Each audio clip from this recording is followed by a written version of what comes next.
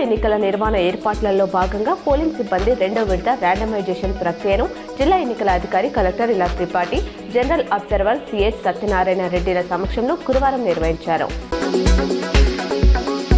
ఎడపల్లి మండల ఉప సర్పంచ్ల ఫోరం అధ్యక్షుడిగా ఎడపల్లికి చెందిన మచ్కూరి గంగాధర్ ఏకగ్రీవంగా ఎన్నుకున్నారు. రెడ్డిపల్లిలో ఏర్పాటు చేసిన ఉప సర్పంచ్ల ఫోరం ప్రత్యేక సమావేశం నిర్వహించారు. అందరూ ఏకగ్రీవంగా అధ్యక్షునిగా మచ్కూరి గంగాధర్ను ఎన్నుకున్నారు. మున్సిపల్ ఎన్నికల నేపథ్యంలో సీఎం రేవంత్ రెడ్డి శుక్రవారం నిజామాబాద్ జిల్లా పర్యటనకు వస్తున్నారు. నిజామాబాద్ రూరల్ నియోజకవర్గం పరిధిలోని బర్దిపూర్ శివార్లో ఆయన ఎన్నికల సభను ఏర్పాటు చేశారు. ఇందుకోసం కాంగ్రెస్ నాయకులు ఏర్పాట్లు చేస్తున్నారు. నిజామాబాద్ రూరల్ ఎమ్మెల్యే భూపత్ రెడ్డి, జిల్లా కాంగ్రెస్ కమిటీ అధ్యక్షుడు కాటిపల్లి నాగేష్ రెడ్డి, అధికార యంత్రాంగం తదితరులు ఏర్పాట్లను పర్యవేక్షిస్తున్నారు.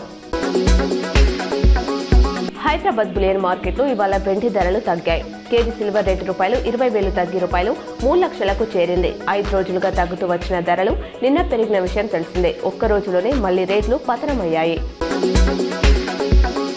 నిజామాబాద్ మేయర్ పీఠం జనరల్ మహిళకు రిజర్వ్ కావడంతో దాన్ని దక్కించుకునేందుకు కాంగ్రెస్, బీజేపీలు తీవ్రంగా కసరత్తు చేస్తున్నాయి.